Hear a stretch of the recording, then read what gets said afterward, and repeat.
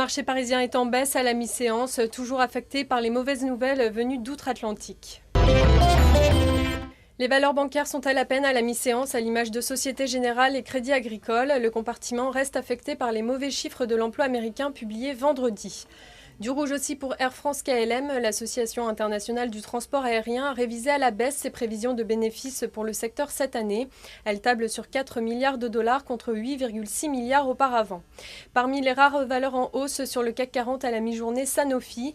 Après de bons résultats sur son médicament Zaltrap, un traitement pour le cancer colorectal, le groupe pharmaceutique et Regeneron vont demander aux autorités européennes et américaines de mettre le traitement sur le marché au second semestre. Et puis hors indice, Ipsos est également bien orienté. Le groupe a fait une offre sur Sinovat, la branche recherche du groupe publicitaire Aegis.